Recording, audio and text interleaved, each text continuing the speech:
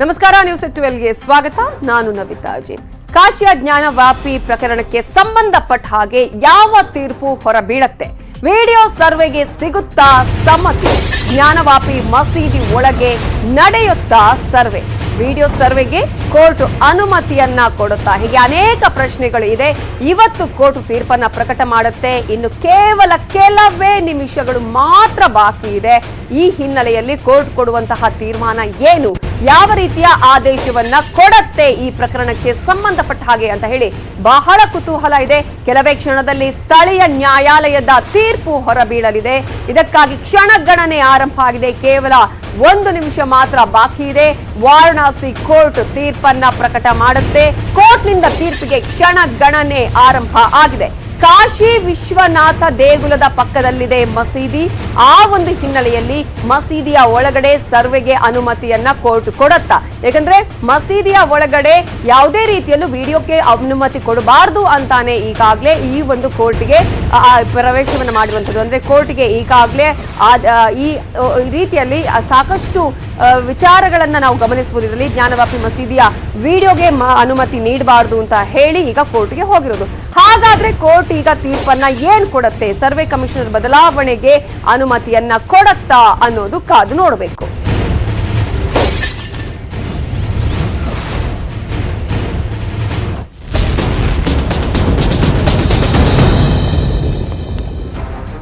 ವಾರಣಾಸಿ ಕೋರ್ಟ್ನಿಂದ ಇನ್ನೊಂದು ತೀರ್ಪು ಬಂದಿರುವಂತದ್ದು. Survey commissioner ಬದಲಾವಣೆಗೆ ಮಸೀದಿ ಅರ್ಜಿಯನ್ನ ಹಾಕಿದ್ದು ಸರ್ವೆ ಕಮಿಷನರ್ ಅಜಯ್ ಕುಮಾರ್ ಮಿಶ್ರಾ ಅವರು ಈಗಾಗಲೇ ಈ ಹಿನ್ನೆಲೆಯಲ್ಲಿ ಸರ್ವೆ ಕಮಿಷನರ್ನ ಬದಲಾಯಿಸಬೇಕು ಅಂತ ಹೇಳಿ ಈ ಒಂದು ಅರ್ಜಿಯನ್ನ ಹಾಕಿರೋದು. ಸರ್ವೆ ಕಮಿಷನರ್ ಬದಲಾವಣೆಗೆ ಮಸೀದಿಯಿಂದ ಅರ್ಜಿ ಸಲ್ಲಿಕೆ ಆಗಿದೆ.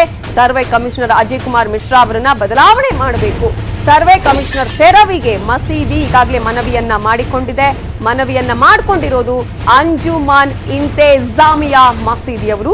ಜ್ಞಾನವಾಪಿ ಮಸೀದಿಯ ಅರ್ಜಿಯ ಕುರಿತು ಕೂಡ ನಿರ್ಧಾರ ಹೊರಬೀಳಲಿದೆ. ಹಾಗಾಗಿ ಇವತ್ತು ಯಾವ ತೀರ್ಪು ಹೊರಬೀಳತ್ತೆ, ಯಾವ ರೀತಿಯಾಗಿ ತೀರ್ಮಾನ ಆಗತ್ತೆ ಅನ್ನೋದು ಬಹಳ ಕುತೂಹಲಕ್ಕೆ ಕಾರಣ ಆಗಿದೆ. 2 ತೀರ್ಪು ಕೂಡ ಇವತ್ತೇ ಬರುವಂತಹ ಸಾಧ್ಯತೆ ಕೂಡ ಇದೆ.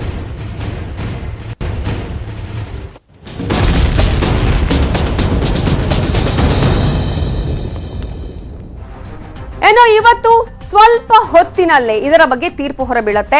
ವಾರಣಾಸಿ ಸಿವಿಲ್ ಜಡ್ಜ್ ರವಿಕುಮಾರ್ ದಿವಾಕರ್ ತೀರ್ಪನ್ನ ನೀಡಲಿದ್ದು, ಈ ಹಿಂದೆ ಹಿಂದೂ ಮುಸ್ಲಿಂ ಪರ ವಾದವನ್ನ ಆಲಿಸಿದ್ರು ಜಡ್ಜ್. ಜ್ಞಾನವಾಪಿ ಕಾಂಪ್ಲೆಕ್ಸ್ನ ಬೇಸ್ಮೆಂಟ್ ಓಪನ್ಗೂ ಕೂಡ ಮನವಿಯನ್ನ ಮಾಡಿಕೊಳ್ಳಲಾಗಿತ್ತು. ಹಿಂದೂ ಮುಸ್ಲಿಂ ಪರ ವಾದವನ್ನ ಆಲಿಸಿದ್ರು ನ್ಯಾಯಾಧೀಶರು. ಜ್ಞಾನವಾಪಿ ಕಾಂಪ್ಲೆಕ್ಸ್ನ ಬೇಸ್ಮೆಂಟ್ ಓಪನ್ಗೆ ಮನವಿಯನ್ನ ಮಾಡಲಾಗಿತ್ತು. ಕಾಂಪ್ಲೆಕ್ಸ್ನ 2 ಬೇಸ್ಮೆಂಟ್ ತೆರೆಯಲು ಮನವಿಯನ್ನ ಸಲ್ಲಿಸಲಾಗಿತ್ತು. ಬೇಸ್ಮೆಂಟ್ಗಳಲ್ಲಿ ವಿಡಿಯೋಗ್ರಫಿಗೆ ಅವಕಾಶವನ್ನ ಕೋರಿ ಅರ್ಜಿಯನ್ನ ಸಲ್ಲಿಕೆ ಮಾಡಲಾಗಿದೆ. ಸೊ ಇದರ ಜೊತೆಗೆ ಕಮಿಷನರ್ ಬದಲಾವಣೆಯನ್ನ ಕೋರಿ ಕೂಡ ಅರ್ಜಿಯನ್ನ ಸಲ್ಲಿಕೆ ಮಾಡಲಾಗಿದೆ. ಹಾಗಾಗಿ ಈ 2 ಅರ್ಜಿಗಳಿಗೆ ಸಂಬಂಧಪಟ್ಟ ಹಾಗೆ ಇವತ್ತು ಕೋರ್ಟ್ ಏನು ತೀರ್ಪು ಕೊಡುತ್ತೆ ಅನ್ನುವಂತಹ ಕುತೂಹಲ ಇಡೀ ದೇಶದಾದ್ಯಂತ ಮನೆ ಮಾಡಿದೆ. ಕೆಲವೇ ಕ್ಷಣಗಳಲ್ಲಿ ಆದೇಶ ಹೊರಬೀಳಲಿದೆ. ಮಹತ್ವದ ತೀರ್ಪು ಹೊರಬೀಳಲಿದೆ. ನ್ಯಾಯಮೂರ್ತಿ ರವಿಕುಮಾರ್ ದಿವಾಕರ್ ನೀಡಲಿದ್ದಾರೆ ತೀರ್ಪು. ಇಡೀ ದೇಶದ ಚಿತ್ತ ಈಗ ವಾರಣಾಸಿ ಕೋರ್ಟ್ನತ್ತ ನೆಟ್ಟಿದೆ. ಏನು ತೀರ್ಪು ಹೊರಬೀಳಬಹುದು ಅನ್ನುವಂತಹ ಕುತೂಹಲ ಮನೆ ಮಾಡಿದೆ. ವಿಡಿಯೋಗ್ರಫಿಗೆ ಅವಕಾಶವನ್ನ ಕೊಡಲಾಗತ್ತಾ ಇಲ್ವಾ ಅನ್ನುವಂತಹ ಪ್ರಶ್ನೆ ಕೂಡ ಇದೆ. ಈಗಾಗಲೇ ಒಂದು ಭಾಗದಲ್ಲಿ ವಿಡಿಯೋಗ್ರಫಿ ಮಾಡುವಂತಹ ಸಂದರ್ಭದಲ್ಲಿ ಈಗಾಗಲೇ ಸಮಿತಿಯನ್ನು ಕೂಡ ಮಾಡಲಾಗಿತ್ತು. ಆ ಸಮಿತಿ ವಿಡಿಯೋಗ್ರಫಿ ಮಾಡುವಂತಲ್ಲಿ ಯಾವುದೇ ರೀತಿಯಲ್ಲೂ ಮಸೀದಿಗೆ ಹಾನಿ ಆಗಬಾರದು, ಜೊತೆಗೆ ಗೋಡೆಗಳಲ್ಲಿ ಇರುವಂತಹ ಒಂದಷ್ಟು ಹಿಂದೂ ಕುರುಹುಗಳಿಗೆ ಸಂಬಂಧಪಟ್ಟ ಹಾಗೆ ಈ ವಿಡಿಯೋವನ್ನ ಮಾಡಬೇಕು ಅಂತ ಹೇಳಿ ಅರ್ಜಿಯನ್ನು ಕೂಡ ಸಲ್ಲಿಕೆ ಮಾಡಲಾಗಿತ್ತು. ಆದ್ರೆ ಇದೀಗ ಸಂಪೂರ್ಣವಾಗಿ ಮಸೀದಿಯ ಒಳಗೆ ವಿಡಿಯೋಗ್ರಫಿಗೆ ಅವಕಾಶವನ್ನ ನೀಡ್ತಾರಾ ಅನ್ನೋದು ಈಗಿರುವಂತಹ ಕುತೂಹಲ. ಇನ್ನು ಕಾಶಿ ಗ್ಯಾಂಗ್ ಫೈಟ್ ಏನು ಅಂತ ನಾವು ನೋಡ್ತಾ ಹೋಗೋದಾದ್ರೆ ಈಗಾಗಲೇ ಇಲ್ಲಿ ಹಿಂದೂ ದೇವಾಲಯವಾಗಿತ್ತು ಅನ್ನೋದು ಹಿಂದೂಗಳ ವಾದ, ದೇಗುಲದ ಪರವಾದ. ಆದ್ರೆ ಇಲ್ಲ ಅನ್ನೋದು ಮಸೀದಿಯ ಪರವಾದ. ಸೊ ವಿವಾದಿತ ಸ್ಥಳ ಸರ್ವೆ ಆಗ್ಬೇಕನ್ನೋದು ಇವ್ರು ಹೇಳಿದ್ರೆ ಯಾವುದೇ ಕಾರಣಕ್ಕೂ ಆಸ್ಪದ ಕೊಡಲ್ಲ ಅನ್ನೋದು ಮುಸ್ಲಿಮರ ವಾದ. ಇನ್ನು ಅನಗತ್ಯವಾಗಿ ಈ ರೀತಿಯಂತಹ ವಿವಾದ ಆಗ್ತಾ ಇದೆ ಅನ್ನೋದು ಇವರು ಹೇಳ್ತಾ ಇದ್ರೆ ಖಂಡಿತವಾಗ್ಲೂ ಇಲ್ಲ, ಇಲ್ಲಿ ಯಾವುದೇ ರೀತಿಯಂತಹ ಅಂತಹ ಕುರುಹುಗಳು ಇಲ್ಲ ಅನ್ನೋದು ಇನ್ನು ಮುಸ್ಲಿಮರ ವಾದ. ಸೊ ವಿವಾದದ ಇತಿಹಾಸವನ್ನ ನಾವು ನೋಡ್ತಾ ಹೋಗೋದಾದ್ರೆ 1991ರಲ್ಲಿ ದೇಗುಲದ ಪೂಜಾರಿ ಕೋರ್ಟ್ನ ಮೊರೆ ಹೋಗ್ತಾರೆ. ಪಂಡಿತ್ ಸೋಮನಾಥ್ ಅಯ್ಯರ್ ಅವರು ಪಿಟಿಷನ್ ಅನ್ನ ಹಾಕ್ತಾರೆ. ಮಸೀದಿಯಲ್ಲಿ ಪೂಜೆಗೆ ಅನುಮತಿಯನ್ನು ಕೊಡಬೇಕು ಅಂತ ಹೇಳಿ ಅರ್ಜಿಯನ್ನ 91ರಲ್ಲಿ ಹಾಕ್ತಾರೆ. ಕಾಶಿ ವಿಶ್ವನಾಥನ ದೇಗುಲದ ಮೇಲೆ ಮಸೀದಿ ಇದೆ ಅಂತ ಹೇಳಿ ಅರ್ಜಿಯನ್ನ ಹಾಕ್ತಾರೆ. 98ರಲ್ಲಿ ಅಂಜುಮನ್ ಕಮಿಟಿ ಇದಕ್ಕೆ ಆಕ್ಷೇಪಣವನ್ನ ಸಲ್ಲಿಕೆ ಮಾಡುತ್ತೆ. ದೇಗುಲ ಪರ ವಕೀಲ ವಿಜಯ್ ಶಂಕರ್ ರಸ್ತೋಗಿ ವಾದವನ್ನ ಮಾಡ್ತಾರೆ. ಜ್ಞಾನವಾಪಿ ಮಸೀದಿಯೇ ಅಕ್ರಮ ಅಂತ ಹೇಳಿ ವಾದಿಸ್ತಾರೆ. ದೇಗುಲದ ಸರ್ವೆಗೆ ಅದರಂತೆ ಕೋರ್ಟ್ ಆದೇಶವನ್ನ ಕೊಡುತ್ತೆ. ಅಲಹಾಬಾದ್ ಹೈಕೋರ್ಟ್ನಲ್ಲಿ ಇದಕ್ಕೆ ಆಕ್ಷೇಪಣೆಯನ್ನ ತಡೆಯನ್ನ ತರಲಾಗುತ್ತೆ. ಅಯೋಧ್ಯೆ ತೀರ್ಪಿನ ಬಳಿಕ ಇದು ಮತ್ತೆ ಮುನ್ನೆಲೆಗೆ ಬಂದಂತಹ ಪ್ರಕರಣ. 2021ರ ಏಪ್ರಿಲ್ 21ರಂದು ವಾರಣಾಸಿ ನ್ಯಾಯಾಲಯಕ್ಕೆ ಅರ್ಜಿ ಸಲ್ಲಿಕೆಯಾಗುತ್ತೆ. ರಾಕಿ ಸಿಂಗ್, ಲಕ್ಷ್ಮೀದೇವಿ, ಸೀತಾ ಸಾಹು ಸೇರಿ 5 ಅರ್ಜಿ ಸಲ್ಲಿಕೆ ಮಾಡ್ತಾರೆ. ಈ ಹಿನ್ನೆಲೆಯಲ್ಲಿ ಮಸೀದಿ ಗೋಡೆಗಳಲ್ಲಿನ ವಿಗ್ರಹಗಳಿಗೆ ಪೂಜೆಗೆ ಅನುಮತಿಯನ್ನು ಕೋರಿ ಅರ್ಜಿಯನ್ನ ಸಲ್ಲಿಕೆ ಮಾಡ್ತಾರೆ. ಗೋಡೆಯಲ್ಲಿರುವಂತಹ ಶೃಂಗಾರ ಗೌರಿ, ಗಣೇಶ, ಹನುಮಾನ್ ವಿಗ್ರಹಕ್ಕೆ ಪೂಜೆ ಮಾಡಬೇಕು, ವಿಗ್ರಹಗಳಿಗೆ ಹಾನಿಯಾಗದಂತೆ ಸೂಚಿಸಬೇಕು ಅಂತ ಹೇಳಿ ಮನವಿಯನ್ನು ಸಲ್ಲಿಸುತ್ತಾರೆ. ಜೊತೆಗೆ ಈ ಸಂದರ್ಭದಲ್ಲಿ ಯಾವುದೇ ರೀತಿಯಾದಂತಹ ಪ್ರಾಬ್ಲಮ್ಗಳು ಆಗಬಾರದು ಅನ್ನುವಂತಹ ಒಂದು ವಿಚಾರವನ್ನು ಕೂಡ ಹೇಳಲಾಗುತ್ತೆ. ವಿಡಿಯೋ ಚಿತ್ರೀಕರಣಕ್ಕೆ ಏಪ್ರಿಲ್ 26, 2021ರಂದು ಅವಕಾಶ ನೀಡಲಾಗುತ್ತೆ.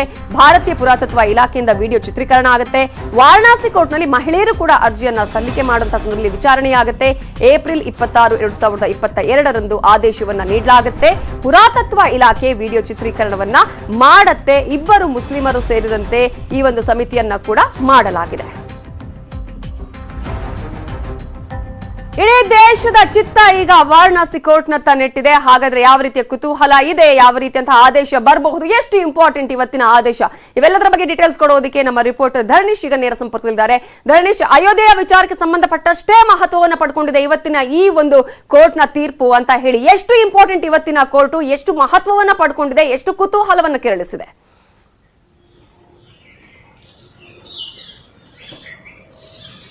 ನವಿತಾ, ನೀವು ಹೇಳ್ದಂಗೆ ಅಯೋಧ್ಯ ಕೇಸ್ನಷ್ಟೇ ಮಹತ್ವವನ್ನು ಇದು ಪಡ್ಕೊಂಡಿದೆ. ಯಾಕೆ ಬಿಜೆಪಿ ಕೂಡ ಇದನ್ನ ಅಯೋಧ್ಯೆ ನಂತರ ಬಿಜೆಪಿ ಹಿಂದೂ ಸಮುದಾಯದ ಹೆಸರಿನಲ್ಲಿ ಮಥುರಾ ವಿಷಯವನ್ನ ಮತ್ತು ಕಾಶಿ ವಿಷಯವನ್ನ ಕೈಗೆತ್ತಿಕೊಳ್ಳುತ್ತೆ ಅನ್ನುವಂತಹ ಚರ್ಚೆಗಳು ಈಗಾಗಲೇ ಆಗ್ತಿದ್ವು.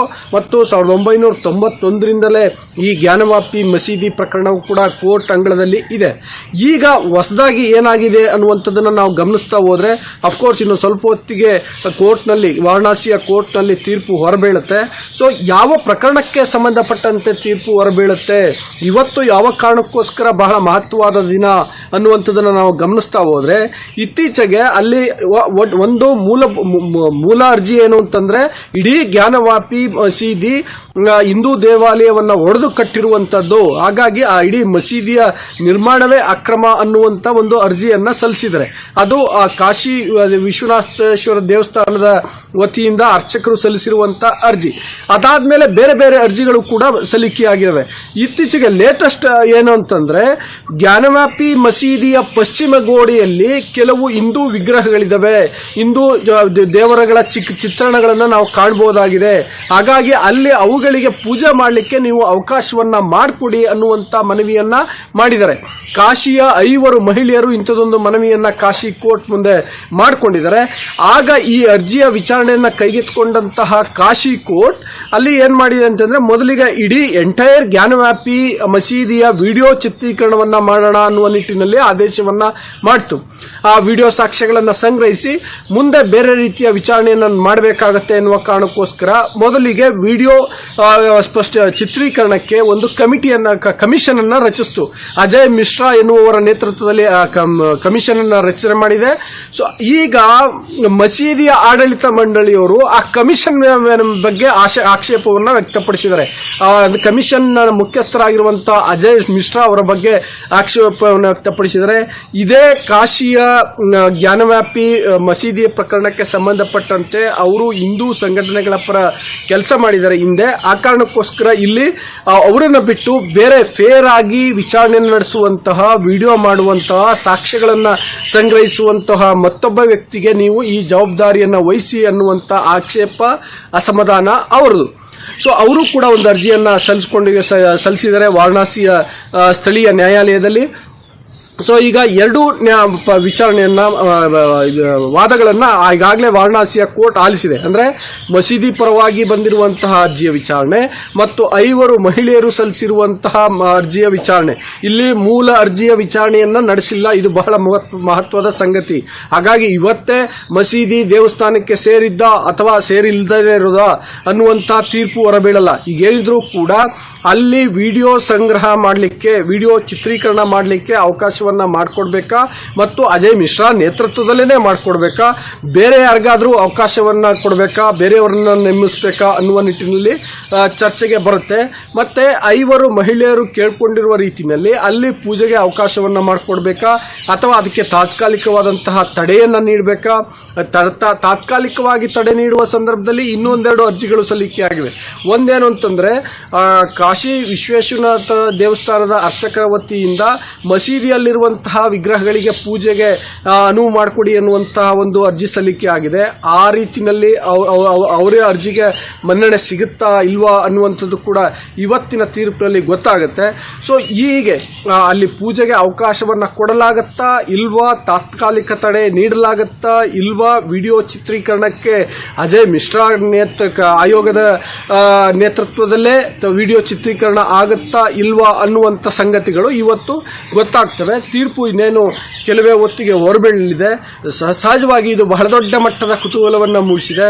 ಮತ್ತೆ ರಾಜಕೀಯವಾಗಿ ಕೂಡ ಇದು ಈ ಕೇಸ್ ಬಹಳ ಮಹತ್ವವನ್ನ ಪಡ್ಕೊಂಡಿದೆ. ನವಿತಾ, ಗಣೇಶ್, ಈಗ ಒಂದು ವೇಳೆ ಸಾಧ್ಯಾಸಾಧ್ಯತೆಗಳ ಬಗ್ಗೆ ನಾವು ಮಾತನಾಡೋದಾದ್ರೆ, ಒಂದು ವೇಳೆ ವಿಡಿಯೋಗ್ರಫಿಗೆ ಅವಕಾಶ ಮಾಡಿಕೊಟ್ಟಂತಹ ಸಂದರ್ಭದಲ್ಲೇ ಆದ್ರೆ ತೀರ್ಪು ಬಂದ್ರೆ ನಮಗೆ ಗೊತ್ತಿಲ್ಲ, ಒಂದು ವೇಳೆ ಸಿಕ್ಕಿದ್ರೆ ಆವಾಗ ಮೂಲ ಅರ್ಜಿಗೆ ಪೂರಕವಾಗುವಂತಹ ಅಂಶಗಳು ಕೂಡ ಆ ವಿಡಿಯೋಗ್ರಫಿಯಿಂದ ಸಾಕ್ಷಿಗಳು ಸಿಗುವಂತಹ ಚಾನ್ಸಸ್ ಇರುತ್ತಲ್ವಾ ಅಂತ.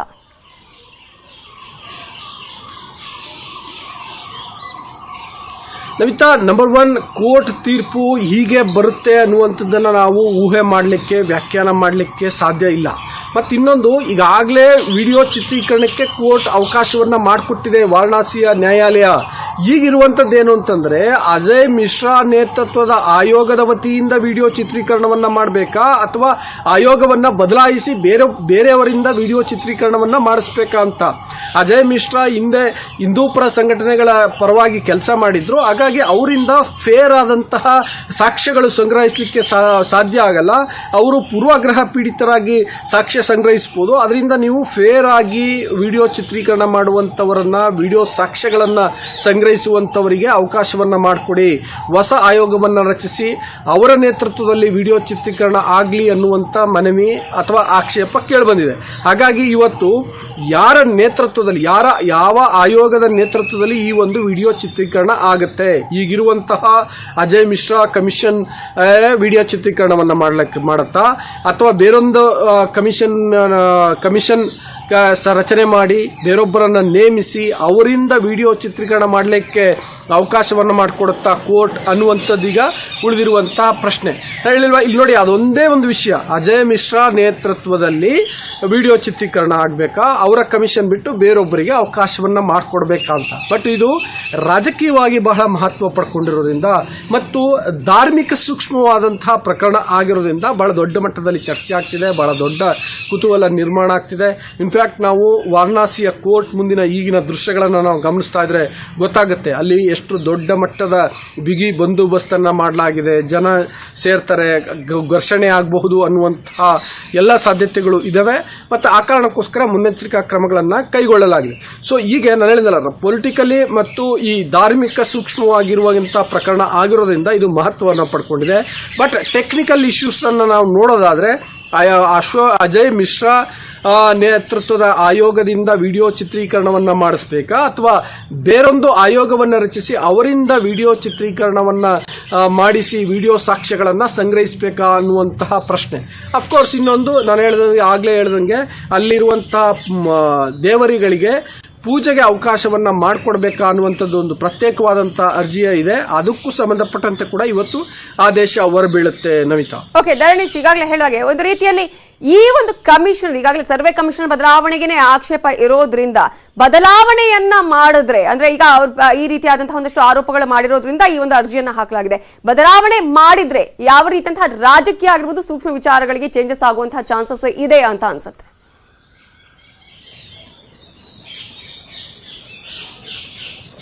ನೋಡಿ, ಬದಲಾವಣೆ ಮಾಡಿದ್ರೆ ನಂಬರ್ 1 ಇನ್ನೊಂದಷ್ಟು ದಿನ ಕಾಲಾವಕಾಶ ಏನೋ ಕಾಲ ವ್ಯಯನೋ ಅಥವಾ ಕಾಲ ಹಿಡಿಯುತ್ತೆ ಅಂತ ಹೇಳ್ಬೋದು ನಾವು.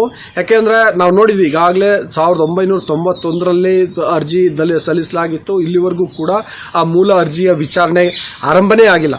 ಸೊ ಕೋರ್ಟ್ಗಳು ಸಾಮಾನ್ಯವಾಗಿ ಇಂಥ ಪ್ರಕರಣದಲ್ಲಿ ಬಹಳ ತಡ ಮಾಡ್ತವೆ ಅನ್ನುವಂಥ ಆರೋಪಗಳನ್ನ ಅಸಮಾಧಾನಗಳನ್ನ ನಾವು ಕೇಳ್ತಾನೆ ಇದ್ದೀವಿ. ಈಗ ಇದು ಇನ್ನಷ್ಟು ತಡ ಆಗ್ಬೋದು. ಅದು ಬಿಟ್ರೆ ಮತ್ತೆ ಹೊಸ ಪ್ರೋಸೆಸ್ ಆಗ್ಬೋದು. ಹೊಸ ಕಮಿಷನ್ ಫಾರ್ಮ್ ಆಗಬೇಕು. ಆ ಕಮಿಷನ್ ನೇತೃತ್ವದಲ್ಲಿ ಕಮಿಷನ್ಗೆ ಒಬ್ಬರನ್ನ ನೇಮಿಸಬೇಕು. ಅವರು ವಿಚಾರಣೆಯನ್ನ ಮತ್ತೆ ಆರಂಭಿಸಬೇಕು. ವಿಚಾರಣೆ ಅಂದ್ರೆ ವಿಡಿಯೋ ಸಾಕ್ಷ್ಯಗಳನ್ನ ಸಂಗ್ರಹಿಸೋದು ಮತ್ತಿತರ ಅವರ ಕೆಲಸಗಳನ್ನ ಆರಂಭಿಸಬೇಕು. ಅದಕ್ಕೆ ಸಮಯಾವಕಾಶ ಹಿಡಿಯುತ್ತೆ ಹೊರತು ಬೇರೆ ಅಂದ್ರೆ ಇದು ಒಂದು ಬಹಳ ಪ್ರೋಸೆಸ್ ನಾವು ಗಮನಿಸೋದಾದ್ರೆ ಕಂಡು ಬರುವಂತಹ ಸಂಗತಿ. ಬಟ್ ಇನ್ನೊಂದು ಕಡೆ ಏನಾಗುತ್ತೆ ಹೇಳಿಲ್ಲ, ಇದು ಪೊಲಿಟಿಕಲಿ ಕೂಡ ಬಹಳ ಮಹತ್ವವನ್ನು ಪಡ್ಕೊಂಡ್ಬಿಟ್ಟಿದೆ. ಇದು ಈಗ ಅಜಯ್ ಮಿಶ್ರಾ ಅವರನ್ನ ಕಿತ್ತಾಕಿದ್ರೆ ಅಥವಾ ಅವರ ಕಮಿಷನ್ ಅನ್ನು ಬೇಡ ಅಂತೇಳಿ ಇವತ್ತು ವಾರಣಾಸಿ ಕೋರ್ಟ್ ಹೇಳಿಬಿಟ್ರೆ ಆಗ ಅದು ಹಿಂದೂ ಸಂಘಟನೆಗಳಿಗೆ ಅಥವಾ ಈಗ ಅರ್ಚಕರಿಗೆ ಬಹುದೊಡ್ಡ ಹಿನ್ನಡೆ ಅಂತೇಳಿ ವ್ಯಾಖ್ಯಾನ ಆಗ್ಬಿಡುತ್ತೆ, ಮಾಡಿಬಿಡ್ತಾರೆ. ಸೊ ಇನ್ನು ಮತ್ತೆ ಇನ್ನೊಂದು ಕಡೆ ಮಸೀದಿಗೆ ಸಿಕ್ಕಂತಹ ಬಹಳ ದೊಡ್ಡ ಜಯ, ಅವರ ಆಡಳಿತ ಮಂಡಳಿಗೆ ಸಿಕ್ಕಂತಹ ಯಶಸ್ಸು ಅನ್ನುವ ರೀತಿಯಲ್ಲಿ ವ್ಯಾಖ್ಯಾನಗಳು ಆಗ್ಬಿಡ್ತವೆ. ಬಟ್ ಆಕ್ಚುಲಿ ನಾನು ಹೇಳಿದ್ನಲ್ಲ, ಪ್ರಾಸೆಸ್ ನೋಡಿದ್ರೆ ಅದರಲ್ಲಿ ಬಹಳ ದೊಡ್ಡ ಬದಲಾವಣೆ ಆಗಲ್ಲ. ಈಗ ಆ ಕಮಿಷನ್ಗೆ ವಿಡಿಯೋ ಚಿತ್ರೀಕರಣ ಮಾಡಬೇಕಿರುವಂತಹ ಆಯೋಗಕ್ಕೆ ಅಜಯ್ ಮಿಶ್ರಾ ಈಗ ನೇತೃತ್ವದಲ್ಲಿದ್ದಾರೆ. ಅವರ ನೇತೃತ್ವದಲ್ಲಿ ವಿಡಿಯೋ ಸಾಕ್ಷ್ಯಗಳನ್ನ ಸಂಗ್ರಹಿಸಬೇಕಾಗುತ್ತೆ. ಇನ್ನೊಬ್ರು ಬರ್ತಾರೆ. ಬಟ್ ಅವ್ರು ಕೇಳ್ತಿರೋದು ಫೇರ್ ಆಗಿ. ಹಾಗೆ ಸಂಪರ್ಕದಲ್ಲಿ ಧರಣೇಶ್, ಜ್ಞಾನವಾಪಿ ತೀರ್ಪು ಮಧ್ಯಾಹ್ನ 2 ಗಂಟೆಯ ನಂತರ ಹೊರಬೀಳಲಿದೆ. 2 ಗಂಟೆ ನಂತರ ತೀರ್ಪನ್ನ ಪ್ರಕಟಿಸಲಿದೆ ವಾರಣಾಸಿ ಕೋರ್ಟ್. ವಾರಣಾಸಿ ಕೋರ್ಟ್ನಿಂದ 2 ಗಂಟೆಯ ನಂತರ ತೀರ್ಪು ಹೊರಬೀಳತ್ತೆ. ಈಗಾಗಲೇ 12 ಗಂಟೆಗೆ ತೀರ್ಪು ಹೊರಬೀಳತ್ತೆ ಅಂತ ಹೇಳಲಾಗಿತ್ತು. ಇದೀಗ ಸ್ವಲ್ಪ ಹೊತ್ತು ಪೋಸ್ಟ್ಪೋನ್ ಆಗಿದೆ. ಮಧ್ಯಾಹ್ನ 2 ಗಂಟೆಯ ನಂತರ ಕಾಶಿ ಜ್ಞಾನವಾಪಿ ಈ ಒಂದು ಪ್ರಕರಣಕ್ಕೆ ಸಂಬಂಧಪಟ್ಟ ಹಾಗೆ ತೀರ್ಪು ಹೊರಬೀಳಲಿದೆ. 12 ಗಂಟೆಯಿಂದ ಈಗ 2 ಗಂಟೆಗೆ ಪೋಸ್ಟ್ಪೋನ್ ಆಗಿದೆ. ವಾರಣಾಸಿ ಕೋರ್ಟ್ 2 ಗಂಟೆಯ ನಂತರ ಇದೇ ಪ್ರಕರಣಕ್ಕೆ ಸಂಬಂಧಪಟ್ಟ ಹಾಗೆ ತೀರ್ಪನ್ನ ಪ್ರಕಟಿಸಲಿದೆ. ಹಾಗಾಗಿ ಜ್ಞಾನವಾಪಿ ಮಸೀದಿಯ ವಿಡಿಯೋ ಸರ್ವೆಗೆ ಅವಕಾಶ ಸಿಗತ್ತಾ? ಕಮಿಷನರ್ನ ಬದಲಾವಣೆ ಮಾಡ್ತಾರಾ ಅಥವಾ ಅವರ ನೇತೃತ್ವದಲ್ಲಿ ವಿಡಿಯೋ ಸರ್ವೆಗೆ ಅವಕಾಶ ಸಿಗತ್ತಾ? ಕಾದು ನೋಡಬೇಕು.